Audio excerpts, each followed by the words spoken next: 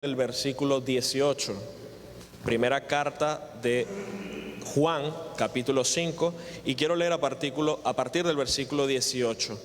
Y dice la Biblia de la siguiente forma: sabemos que todo aquel que ha nacido de Dios no practica el pecado, pues aquel que fue engendrado por Dios le guarda y el maligno no le toca. Sabemos que somos de Dios y el mundo entero está bajo el maligno. Pero sabemos que el Hijo de Dios ha venido y nos ha dado entendimiento para conocer al que es verdadero. Y estamos en el verdadero, en su Hijo Jesucristo. Este es el verdadero Dios y la vida eterna.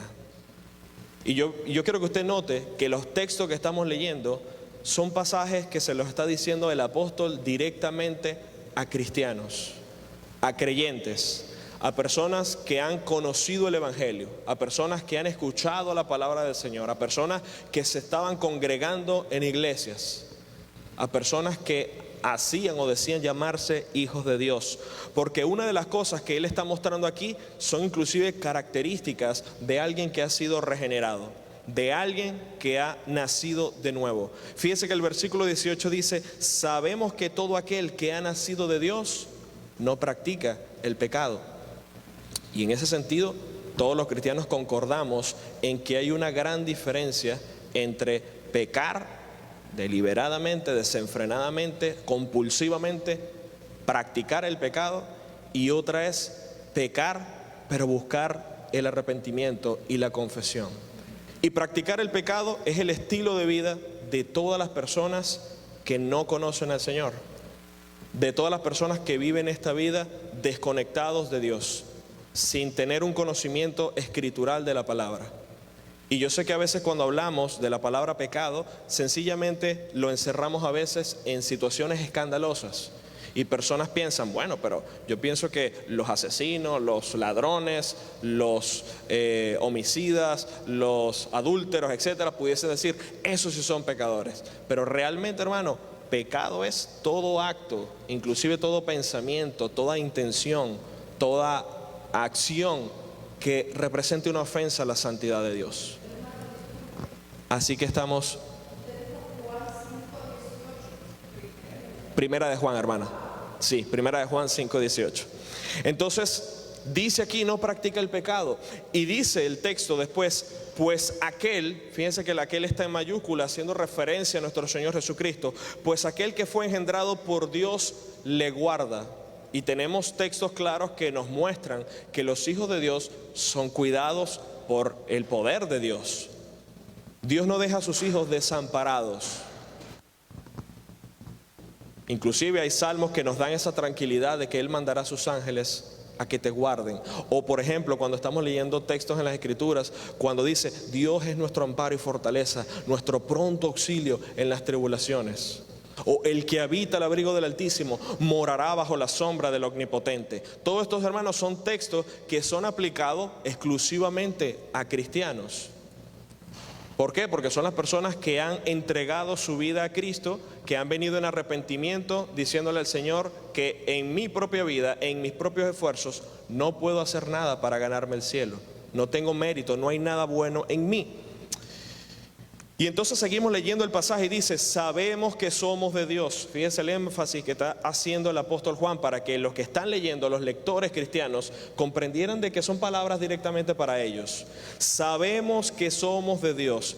Y destaca, y el mundo entero está bajo el maligno. Y cuando hablamos del mundo entero, hermanos, sabemos que estamos generalizando aquí el sistema del mundo. Las personas que viven de una forma en la cual ellos dicen, lo que me dicta mi corazón o lo que yo crea que me haga feliz, yo vivo así. Y a veces hacemos cosas y vivimos de un estilo de vida que va en total oposición a la palabra de Dios. Pero sabemos, versículo 20, que el Hijo de Dios ha venido y nos ha dado entendimiento para conocer al que es verdadero.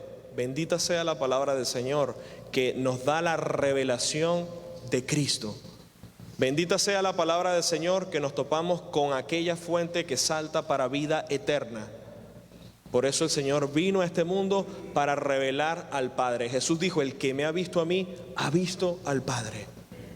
Y todo lo que está escrito, todo el consejo de Dios que tenemos en la Biblia es para que el hombre conozca no solamente quién es su creador, sino el único que puede salvar al hombre de sus pecados.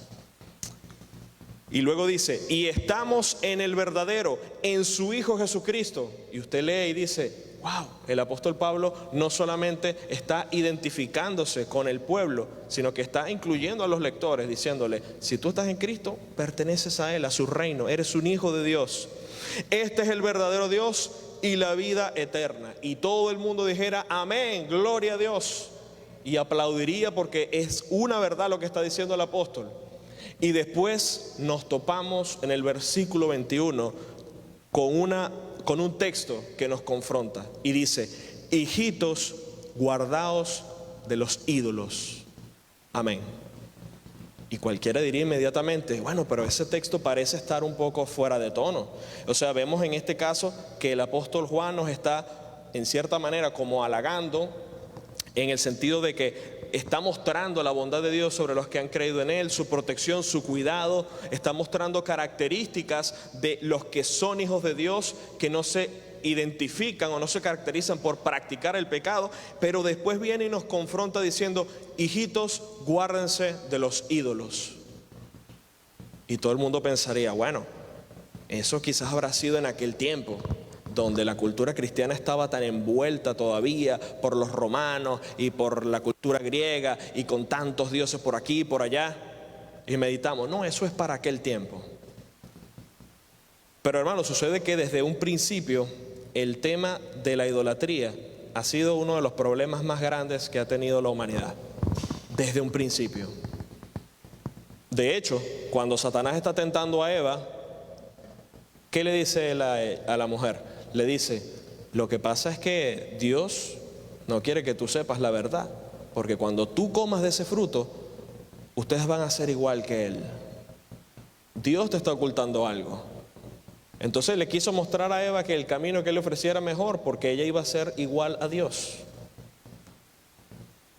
Y aún cuando ya empieza la humanidad a entrar en el pecado y todo lo demás en lo cual ya nosotros conocemos, nos damos cuenta, hermanos, que el ser humano no puede vivir sin un ídolo.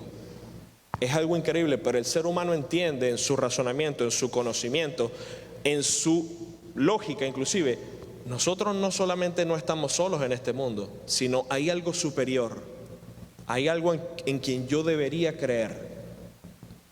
Y tristemente, la mayoría de las culturas antiguas, paganas y todo lo demás han dicho, vamos a tener que fabricarnos nosotros mismos nuestros dioses. Entonces, para que tengamos una idea, un ídolo es una imagen, es una representación por medio de una escultura o por medio de cualquier otro medio acerca de una persona, de algún animal, de alguna cosa, y hacen con esto un objeto de adoración.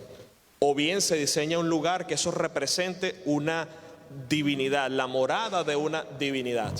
Y nosotros nos damos cuenta que desde un principio, este ha sido un conflicto inclusive con aquellos a los que Dios estaba llamando a una vida diferente.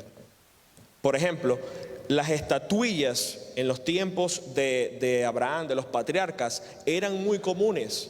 Eran dioses domésticos en los cuales se llama, o lo conocemos en la escritura como terafines. Entonces, por ejemplo, si usted se va allí a Génesis capítulo 31, versículo 34, usted va a ver qué sucedía con la familia de Jacob. Jacob, recuerda, va hacia la casa de Labán, allí él se casa con Lea y con Raquel, y después en un momento él decide ya salir de ese lugar, al lugar que Dios había prometido para él. Y él se va con toda su familia, con sus hijos, pero sucede que cuando sale de allí, de la casa de Labán, Raquel tomó algo que nosotros quizás no pensaríamos, no esperábamos. No fue que dice la escritura que se llevó oro, plata, alguna prenda especial. El versículo 34 del capítulo 31 de Génesis dice, pero tomó Raquel los ídolos y los puso en una albarda de un camello y se sentó sobre ellos y buscó Labán en toda la tienda y no lo halló. Fíjense cómo estaba el corazón de los hombres de aquella época que vivían en sus hogares con terafines, con figuras talladas en madera, en piedra, y esto para ellos representaba algo especial. No un simple amuleto, sino que ellos inclusive veneraban este tipo de objetos. Y ella lo vio tan preciado que dijo, no, yo tengo que llevarme esto. A lo mejor ella pensaba que eso era la razón por la cual iba a su familia a tener prosperidad y bendición. Y era tal el tema de los ídolos que Labán se dio cuenta que faltaba ese terafín. ¿Cómo es posible? Los ídolos míos no se encuentran, los ídolos míos no están. Entonces vemos que desde un principio esto ha sido un problema. Y hay ídolos, hermanos, que bien sean han sido talladuras pequeñas, pero han habido otros, con tamaños de seres humanos y otros exageradamente altos en dimensiones colosales, como por ejemplo el que construyó Nabucodonosor allá en Daniel capítulo 3, donde podemos ver que él mandó a que cuando se tocara todos los instrumentos que él había puesto, todo el mundo tenía que humillarse y postrarse delante de esa estatua. Entonces esto ha sido, hermanos, una práctica de todas las culturas. De hecho, usted sabe que cuando salen los israelitas de Egipto, ellos estaban envueltos en Egipto en toda clase de dioses, de culturas, de adoraciones que se hacían a ellos. Razones por las cuales Dios envía ese tipo de plagas, como la plaga de langostas, la plaga de ranas, la plaga de sangre, todas esas eran para atacar a dioses que tenían ese tipo de representación. Y Dios quería mostrar con su omnipotencia que no hay Dios como Él, que es superior. Pero nótese que el tema de la idolatría era un problema tan serio que tan solo en un momento que Moisés sube al monte y está allí 40 días, el pueblo dijo, necesitamos a alguien aquí que nos guíe, no podemos estar solos. Hermano, el pueblo tenía allí a Aarón, hermano de Moisés, que era un líder en el pueblo. Tenía a los levitas. Estaba inclusive Josué como ese sucesor allí que estaba preparándose para la obra que Dios iba a dar. Pero el pueblo inmediatamente se sintió desesperanzado. Dijo, no, ¿cómo podemos continuar si no tenemos a alguien que nos guíe? Y de una vez vino el pensamiento de la idolatría. Pronto, hagámonos dioses que vayan delante de nosotros para que nos guíen, para que nos protejan, para que nos cuiden. Y el pueblo, ya usted sabe la historia, se desenfrenó. Como dice la Escritura, para vergüenza, Aarón consintió la petición del pueblo y edificó este becerro, el cual trajo gran pecado al pueblo de Dios. Entonces, yo sé que nosotros vemos todas estas historias e inmediatamente nosotros decimos, sí, esto de verdad que ha sido un problema todo el tiempo. Y comenzamos inclusive a ver personas que aún en estos tiempos tienen adoración por algún tipo de ídolos, por algún tipo de santo, por algún tipo de virgen. Y nosotros acá en la iglesia decimos, nosotros estamos desconectados de esas cosas. Porque hermano, usted no va a ver en mi casa que yo tengo un cuadro allí de una virgen y me apostro delante de ella, o yo no tengo encima de mi cartera una tarjeta con una imagen y me postro delante de ella. Eso no sucede en mi vida. Pero hermano, Juan escribe a los cristianos, hijitos, guárdense de los ídolos. Y el tema de guardarse es cuidarse, es poner una protección, es estar a la expectativa, porque el tema de la idolatría es algo tan común y tan frecuente que muchas veces no nos percatamos y nos damos cuenta en que estamos incurriendo en idolatría. Ahora usted dice, hermano, ¿qué tipo de idolatría? Bueno, a nivel espiritual, hermanos, nosotros podemos tener ídolos de cualquier tipo. Todo lo que en nuestro corazón tome el lugar que a Dios le corresponde, se convierte en un ídolo. Por el primer y gran mandamiento, ¿cuál es? Y amarás al Señor tu Dios con todo tu corazón, con toda tu mente, con toda tu alma, con todas tus fuerzas. Es decir, estamos hablando de una vida que tiene que entender que está consagrada a Dios. Es una vida que debe dedicarse a Dios y de que queremos más que nada agradarle a Él en obediencia. Así como quizás los padres se enorgullecen cuando sus hijos son obedientes, cuando sus hijos hacen caso, cuando sus hijos hacen las cosas como ellos se la piden. ¿Acaso Dios va a esperar a nosotros? Claro que lo va a pedir. Entonces el punto es, todo lo que en nuestro corazón ocupa el lugar de Dios se convierte en un ídolo. Tan fácil como es. Entonces allí la perspectiva cambia. Porque entonces comenzamos a reflexionar, a meditar. Bueno, sí, debe haber cosas que nos están afectando y los cuales nosotros estamos inclusive siendo complacientes y no estamos poniendo resistencia. No estamos haciendo nada para que esto cambie. Entonces pudiésemos hablar, hermanos, de textos que aunque no dicen específicamente de postrarse delante de una estatua y arrodillarse, nos muestran que también son pecaminosas. Mire lo que dice Mateo capítulo 6, versículo 24. Mateo capítulo 6, versículo 24. El Señor dice, ninguno puede servir a dos señores, porque o aborrecerá al uno y amará al otro, o estimará al uno y menospreciará al otro. No podéis servir a Dios y a las riquezas. Entonces aquí estamos viendo uno de los primeros ídolos que atacan el corazón, aún de los creyentes. Olvídese de Bill Gates, olvídese de Zuckerberg, olvídese de Elon Musk, todos. Piense en usted como cristiano. Reflexione. ¿Acaso está gestándose allí en nuestro corazón? Hermano, porque no estamos hablando de necesariamente que tener 5 millones de dólares en su cuenta para ser rico. Usted sencillamente una cantidad que Dios le ha permitido tener en su bondad y usted sencillamente desea más y quiere más. Y no solamente es eso, sino que usted empieza a sacrificar inclusive el tiempo de Dios y las cosas de Dios porque desea más. Y esto se convierte en un punto de tropiezo para el creyente. De hecho, han pasado casos en nuestros países, en Latinoamérica, que no están contentos, tranquilos, sirviendo al Señor y contentos con lo que tenéis ahora. Donde la cobija alcance y usted ve muy humildes, sencillos. Hay otros hermanos que Dios ha bendecido más y ellos también están contentos con lo que el Señor les ha dado. Un país conocido como el sueño americano. El hermano vino para acá, la hermana vino para acá y nunca más se le vio en la congregación. ¿Por qué? No, porque yo tengo que trabajar. Todo el mundo tiene que trabajar. El tema es que desgastamos la vida completa en solamente tener riquezas. Y queremos ganar más para precisamente, hermanos, satisfacer nuestros caprichos. Ese es el objetivo.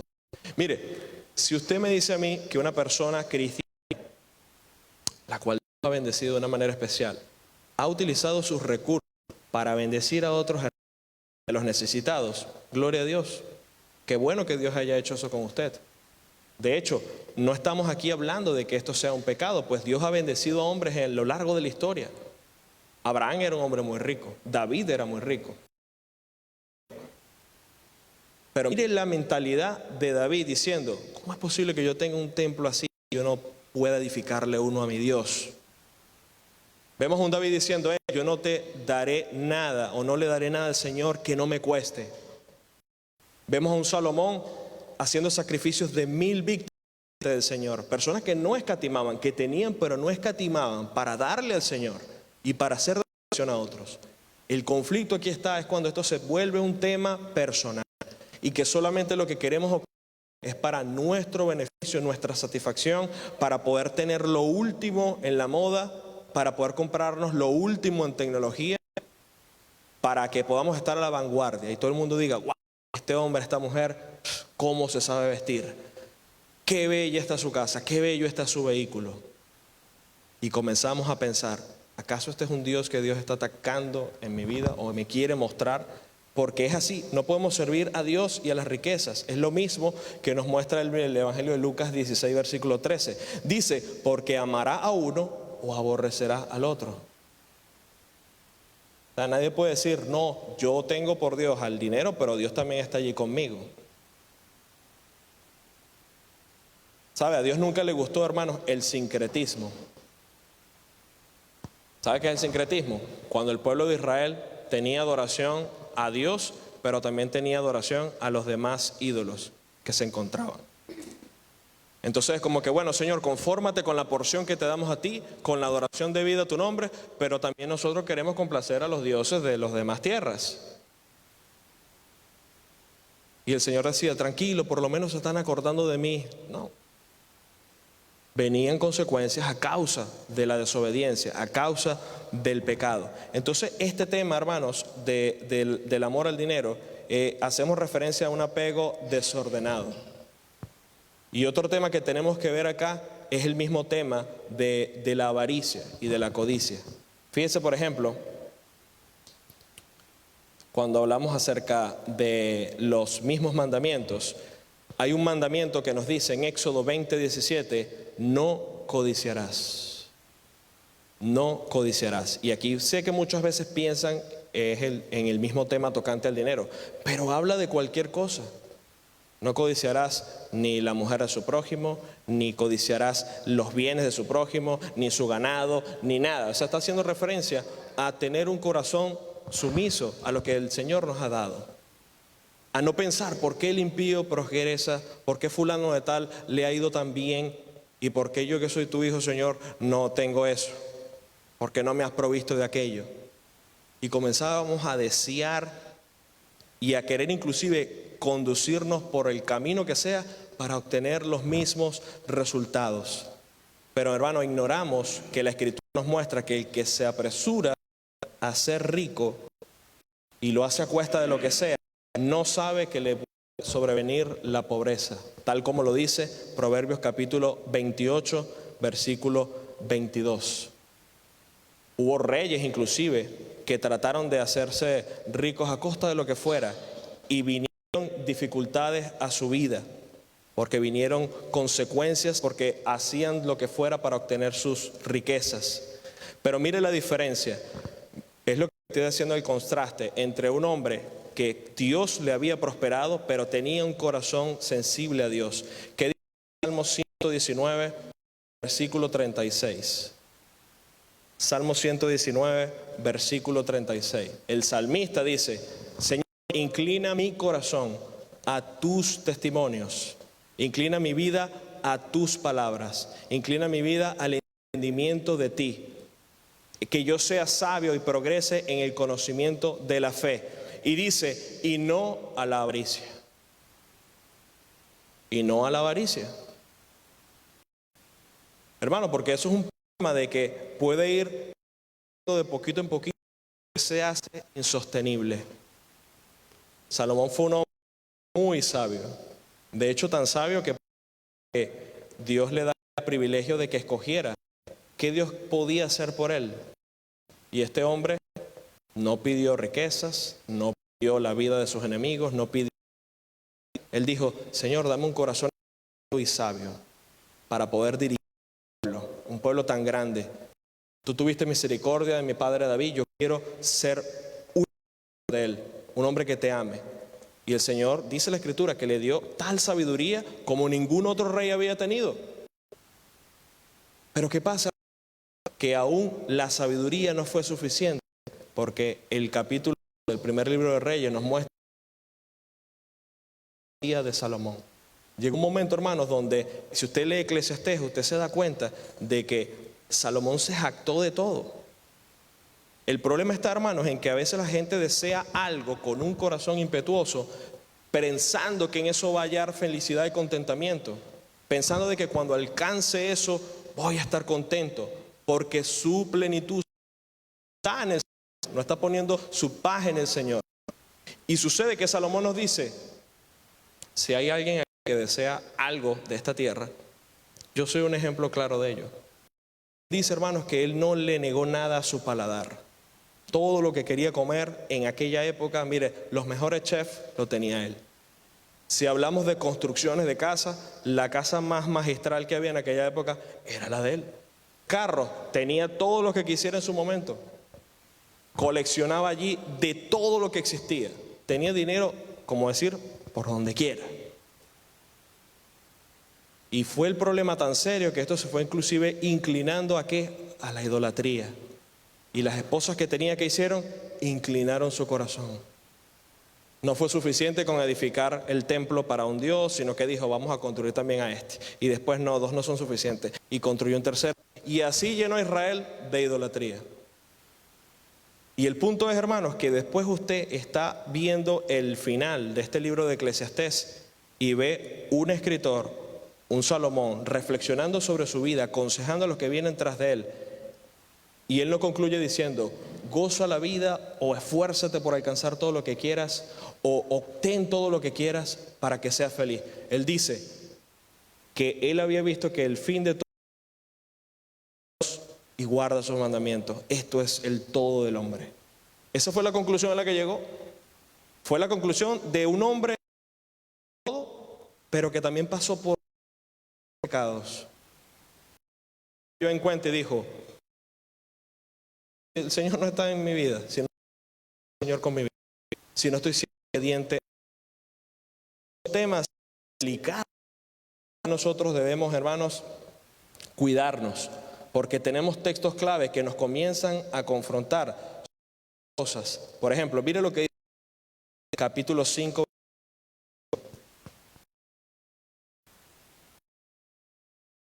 Muchas veces descartamos de que esto sea un problema de idolatría. Efesios 5:5 dice, porque sabéis esto, que ningún fornicario o inmundo o avaro, y mire lo que dice, que es idolatría, no tiene herencia en el reino de Cristo y de Dios. ¿Cómo? Sí, dice, o inmundo o avaro, que es idolatría. El que está en avaricia está cometiendo pecado de idolatría. Pero vuelvo y repito, muchas veces nuestro enfoque es hacia el mundo y no estamos viéndonos a nosotros mismos. No nos estamos examinando a nosotros mismos. Señor, ¿será que eso está en mi corazón? ¿Soy yo ese, Señor? Ese es el punto en el cual nosotros debemos medirnos. ¿Qué dice la carta a los Colosenses, capítulo 3, versículo 5? Haced pues morir lo terrenal en vosotros, fornicación, pureza, pasión, malos deseos y que es idolatría.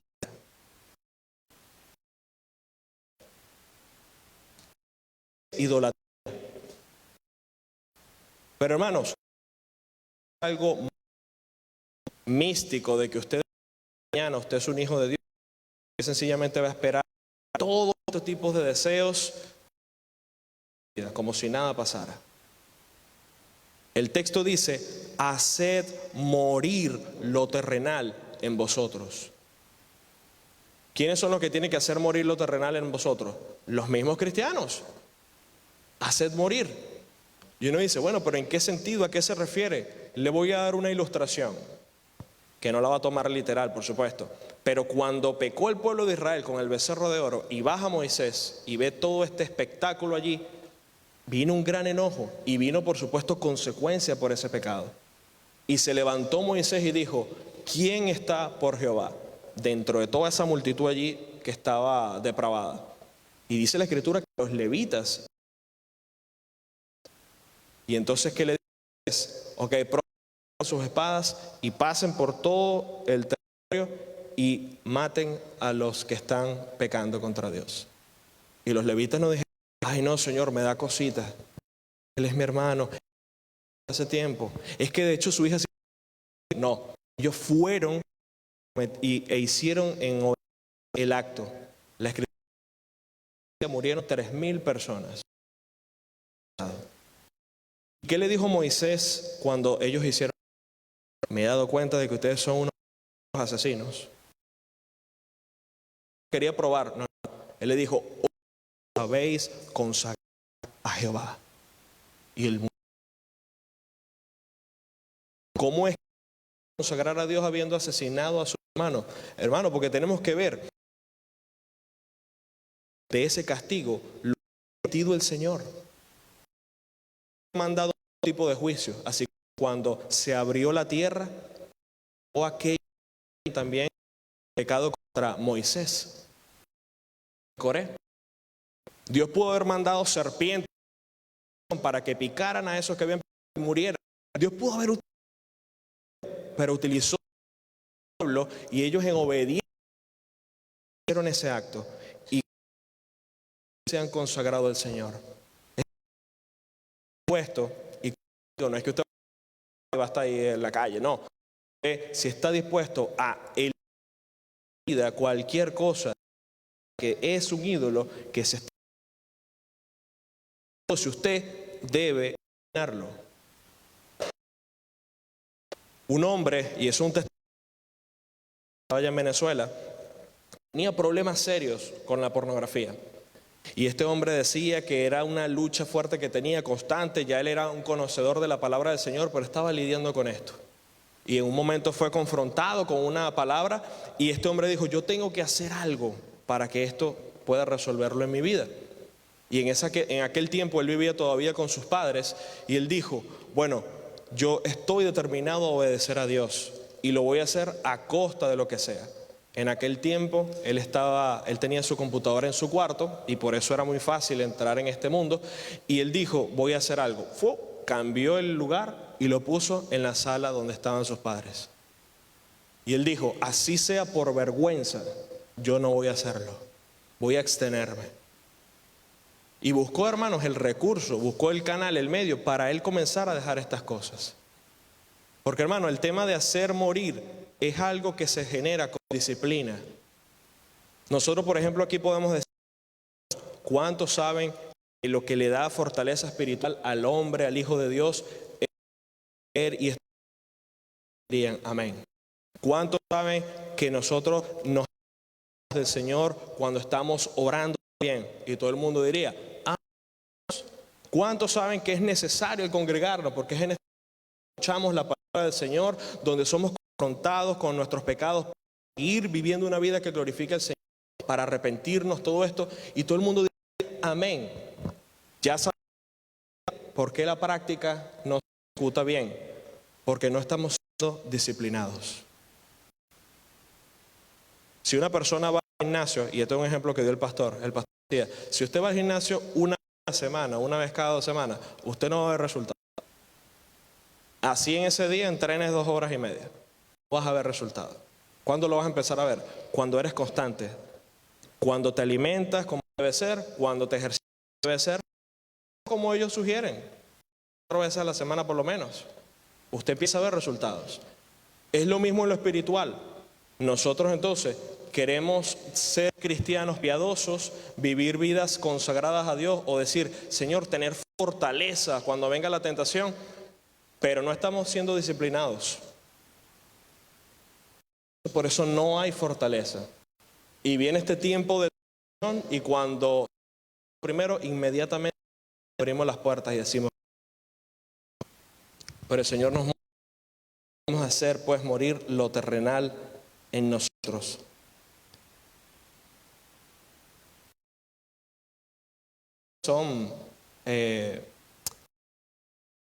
Se convierte en idolatría.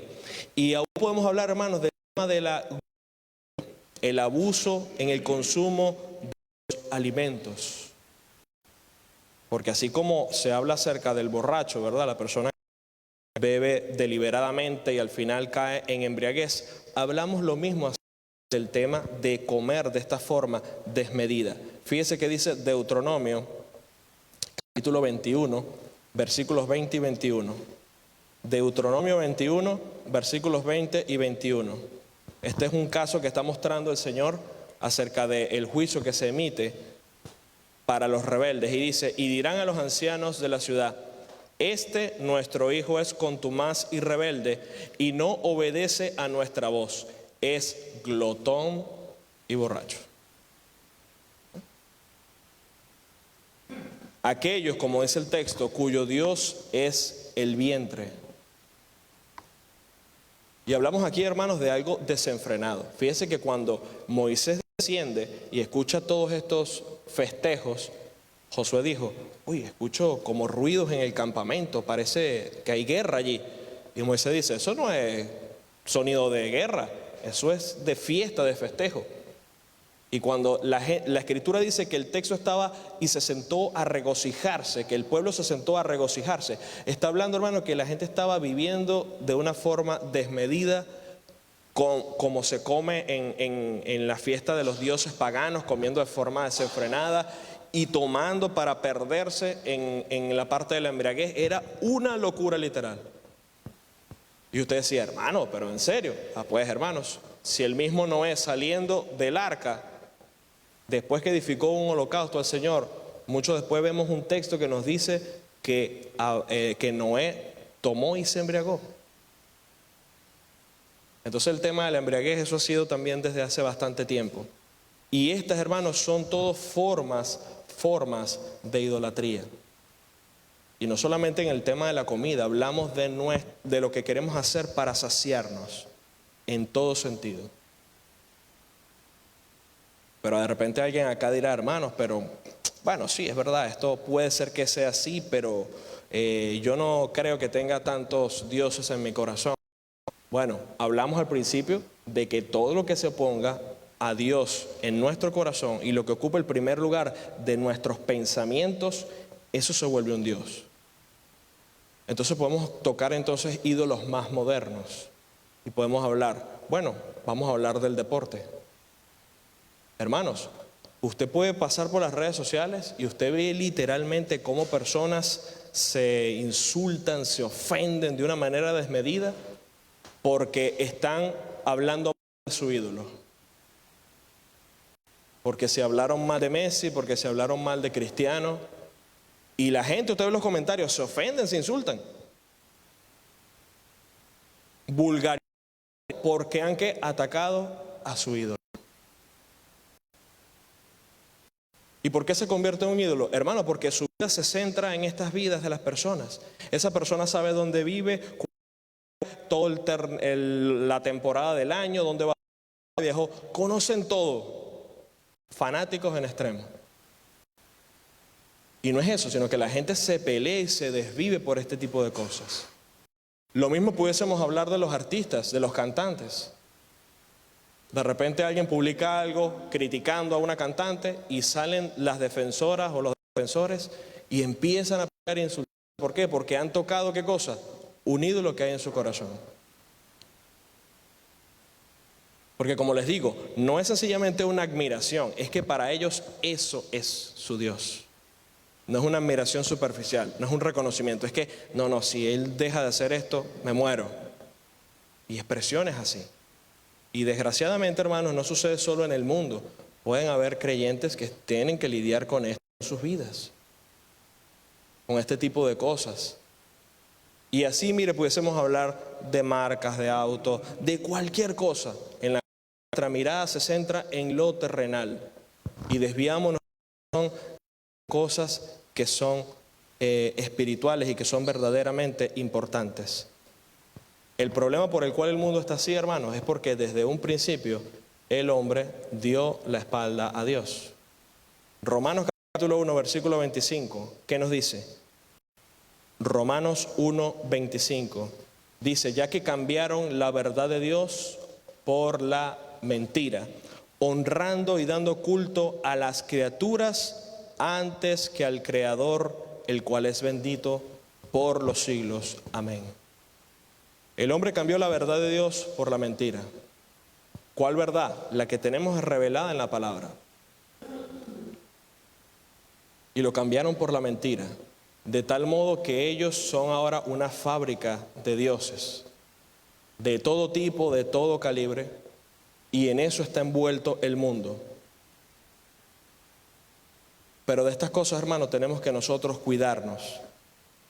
Mire lo que dice la segunda carta de Timoteo, capítulo 3, versículo 4.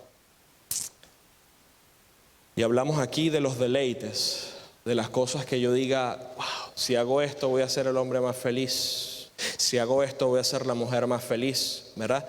Mire lo que dice el texto, haciendo o mostrando características de aquellos cuyo Dios no es su prioridad y que no viven para Dios. Dice, son personas traidores, impetuosos, infatuados, y dice, amadores más de los deleites más que de Dios.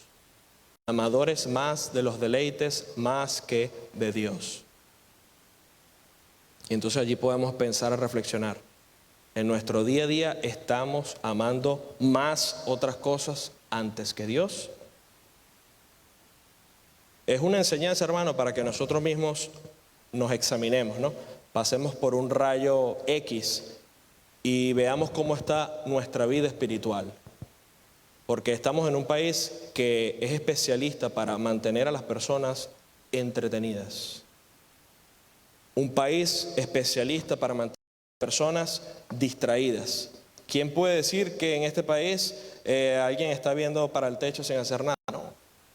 Siempre hay algo nuevo, siempre hay algo diferente. Pero de esas cosas tenemos que nosotros, la Escritura nos muestra, hermanos, examinar, retener lo bueno, desechen lo malo. Y también dice que no todas las cosas nos convienen.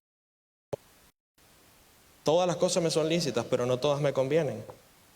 ¿Cuáles son las que no me convienen? Bueno, si estás haciendo algo que te está alejando de Dios, no te conviene.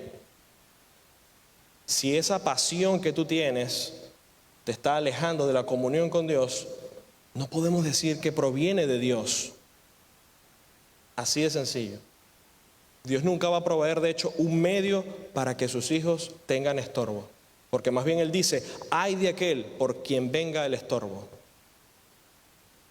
Muchas veces los cristianos están envueltos con compañeros de trabajo, con familiares, con vecinos, etcétera, que son las personas que los inducen a esto. Mire, vamos a hacer tal cosa y vamos a hacer aquello. Usted tiene que lidiar con estas cosas para no dejarse llevar por la corriente del mundo, para marcar una diferencia. Para decir, yo no soy el mismo de antes, que a lo mejor le conocieron a usted antes de ser cristiano. Pero si queremos seguir siendo complacientes con las personas que nos rodean, usted puede seguir accediendo. Y esto va a seguir siendo un problema serio y especial de los creyentes. Ahora, hermano, ¿qué debe hacer una persona que es un hijo de Dios? Una persona que es un cristiano, ¿puede tener ídolos? Claro que sí. ¿Que debe tenerlo? ¿Pero puede tenerlo? Sí. Ahora el punto es trabajar en eso. Nos muestra que cuando una persona ha pecado, abogado tenemos Padre. Pero hermano, esa confesión debería venir acompañada de una disposición. Señor, he pecado en esta área y voy a hacer esto, no acceder más a esto. O voy a alejarme de tal lugar. O voy a hacer esto para no... Hermano, por lo menos que se vea una batalla espiritual. Porque si no hay batalla, entonces vamos a comenzar a examinarnos de una forma más profunda.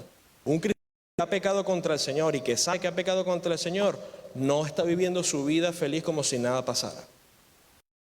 Ejemplos tenemos. El salmista, cuando él no había confesado delante del Señor sus pecados, sentía que sus huesos se envejecían, que interiormente estaba devastado y no había contentamiento. Por eso él exclama en uno de sus salmos, vuélveme el gozo de tu salvación. Porque él sabía que estaba separado de Dios en comunión, no tenía comunión con el Señor. Pero una persona que sabe que está en este tipo de situaciones debe pensar inmediatamente, tengo que resolver este asunto con el Señor. Sea, hermanos, el tipo de idolatría de la que hemos hablado. Yo no conozco sus dioses, ni usted no conoce los míos. Son cosas en las cuales nosotros tenemos que trabajar porque Dios nos está llamando a vivir vidas consagradas. Por algo el Señor dice que si nosotros somos luz y Él quiere que los que están en el mundo vean nuestras obras y glorifiquen a Dios, no van a glorificar a Dios si usted está en el mismo campo de ellos. No van a glorificar a Dios si estamos en el mismo terreno haciendo lo mismo que ellos. No vamos a glorificar a Dios si estamos nosotros mismos allí metidos en el mismo tipo de conversación, en el mismo tipo de ambiente, opinando en las mismas cosas. Hermano, la Escritura nos muestra que nosotros aún debemos abstenernos de conversaciones que nos corrompen. Cosas que inclusive no deberíamos ni pronunciar como cristianos, ni aún se nombre entre vosotros, dice el texto. Entonces, son cosas en las cuales nosotros debemos alejarnos. Debemos procurar, entender, hermanos, siempre reflexionar. Hemos sido salvos por gracia y se pagó un alto precio por nuestra redención. ¿Qué era lo único que querían los hombres de Dios, los apóstoles, los profetas? Servir al Señor con todo su corazón. Porque ellos entendían que la salvación no tiene precio, no tiene comparación. No hay nada más elevado, hermanos, vida que glorifique y que pueda ser de testimonio para los demás.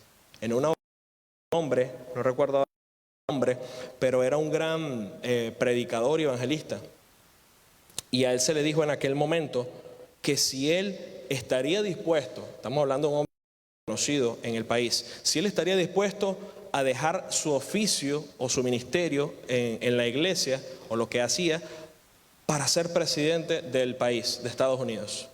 Y él dijo que después de servir al Señor por tantos años y después de ver tantas almas convertidas y después de ver el poder de Dios en su ministerio, este hombre dijo, yo no me daría a un cargo de presidente. Yo sé que para el mundo ya eso es absurdo, eso es ridículo, por favor, en este país, el primer país potencia del mundo. Pero este hombre sabía en quién había creído.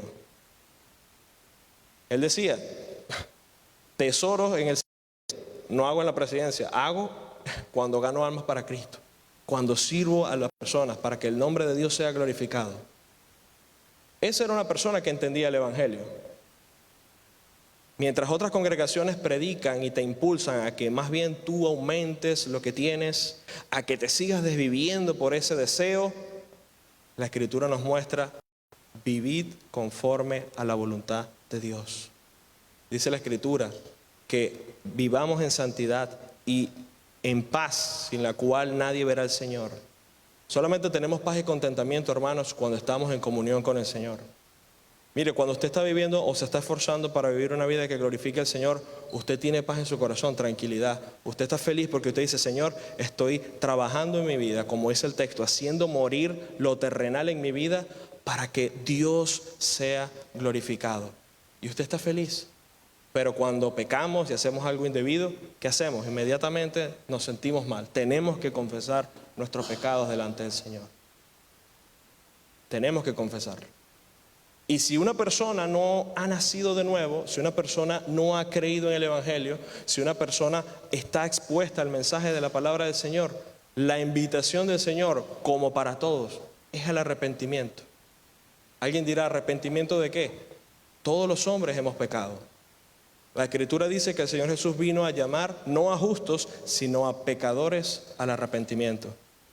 ¿Por qué podía llamar Jesús a pecadores al arrepentimiento? Porque Él era el santo Hijo de Dios, perfecto, que no cometió pecado y que murió en una cruz para pagar el precio de la humanidad, y todo aquel que en Él cree no se pierda, mas tenga vida eterna. Pero ningún hombre, hermanos, ningún hombre que venga a Dios puede venir en prepotencia diciendo, bueno, Dios, yo creo que si me escoges a mí vas a tener el mejor allá en el cielo. Yo creo que si quieres completar el Dream Team, yo tengo que estar allí. No, ninguna persona viene con jactancia. ¿Qué decía el publicano? No alzaba ni siquiera su mirada al cielo y decía, golpeándose el pecho, Señor, sé propicio a mí, pecador. Yo soy pecador, en mí no hay nada bueno. Y confesó y derramó su corazón para que creyera. ¿Qué dijo el Señor? Él salió justificado. ¿Por qué salió justificado? ¿Porque era publicano? No. Era porque este hombre se humilló, se arrepintió. Vemos en las Escrituras, en los Evangelios, en el libro de los Hechos, los hombres se acercaban cuando hablaban con los apóstoles y decían, ¿qué tengo que hacer para ser salvo? Cree en el Señor Jesucristo y serás salvo.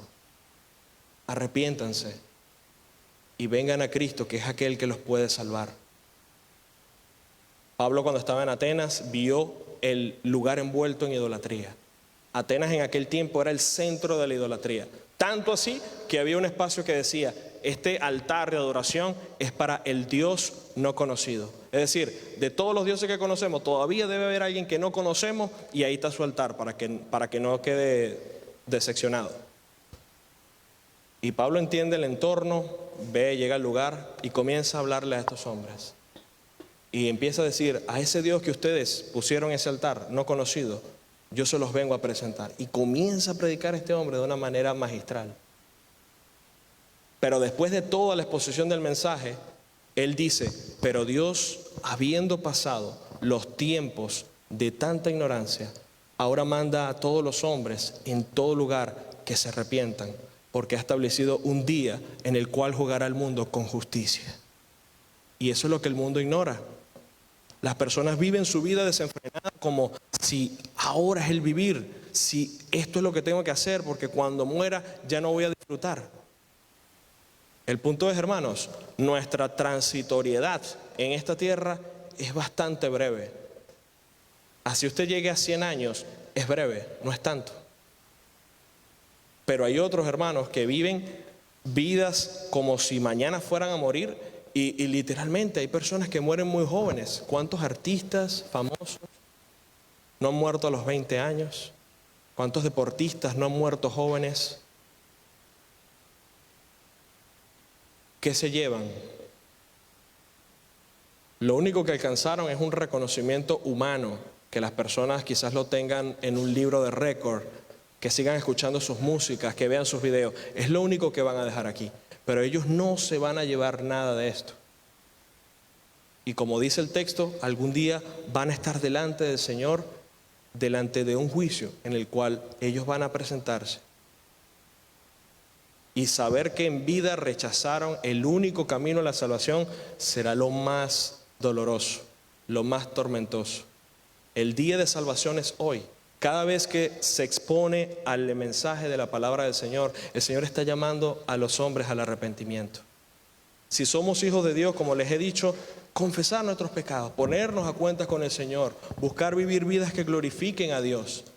Pero si no hemos sido salvos, el día de salvación es hoy, porque el Señor nos está llamando. Cada ocasión que se presentó era un punto para que ese día la persona pudiese creer. ¿Y saben qué pasa, hermanos? Muchas iglesias negocian el mensaje. Yo sé que hay congregaciones que diluyen el evangelio y predican cosas para que la gente no se sienta mal. Y por eso usted puede ver congregaciones de 3,000 personas.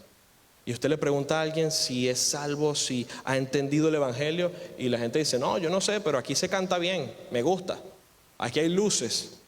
Ese no es el objetivo. Los que están enfermos sean sanos, sean salvos. Pero la Escritura, hermano, no va a cambiar y no va a suavizarse para que los hombres se sientan felices, se sientan a gusto. Todos sin excepción, cuando hemos entendido el mensaje de salvación, nos hemos acercado al Señor sumisos en arrepentimiento, entendiendo de que Cristo es el único camino. Pedro, allá en Hechos capítulo 4, dijo, y en ningún otro hay salvación. En ningún otro, dijo, porque no hay otro nombre bajo el cielo dado a los hombres en quien podamos ser salvos.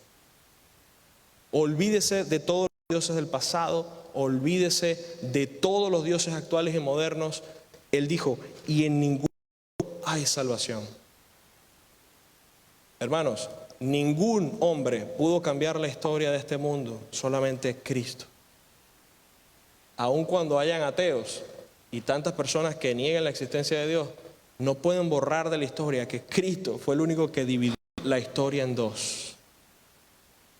Y dividir esa historia en dos representaba que es lo que Él vino a hacer. Vino a dividir la historia de tu vida, de una vida pasada sin esperanza, sin rumbo, sin Dios, sin salvación, sin esperanza, a una vida donde Él te va a recibir como su hijo. Para vivir una vida, hermanos, en contentamiento, en alegría, en paz, en gozo, en amor y siendo compasivos, sabiendo de dónde el Señor nos... El apóstol Pedro inclusive nos escribe más adelante en una de sus cartas, basta ya de vuestra pasada manera de vivir. Basta ya, nos está aconsejando. Es verdad que en el pasado hicimos muchas cosas que desagradaban al Señor y que ofendían a Dios, pero dice, basta el tiempo.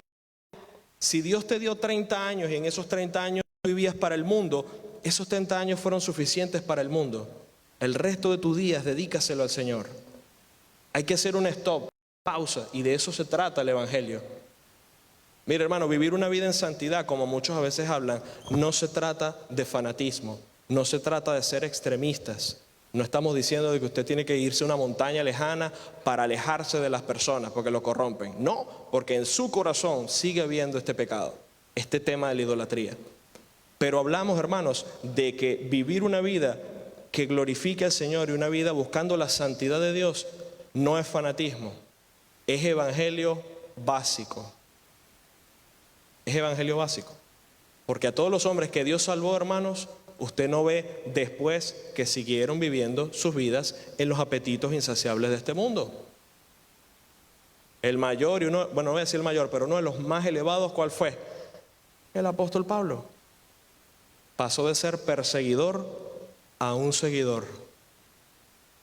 Pasó de perseguir y contentarse cuando los cristianos eran torturados y hasta asesinados, a ser un hombre piadoso. Y fíjense que fue tanto el desdén que él tenía cuando sufría, cuando los cristianos padecían, que el Señor le dijo a él: este hombre es instrumento escogido me es este. Y dijo: y yo le mostraré cuánto es necesario padecer por causa de mi nombre.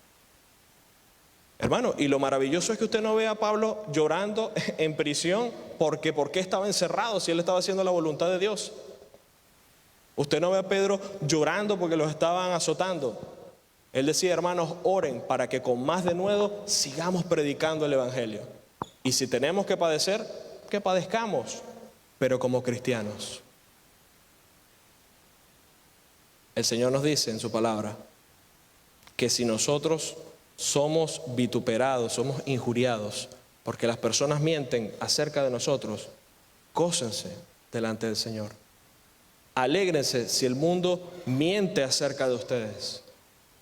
Si una persona está cerca de usted y por envidia, por cualquier cosa, dice cosas falsas de usted, siendo mentira, alégrese, porque usted está siendo luz y está siendo atacado en ese momento. Pero ¿qué sucede cuando la persona tiene razón? ¿Qué sucede cuando la persona que está en el mundo tiene razón en lo que dice?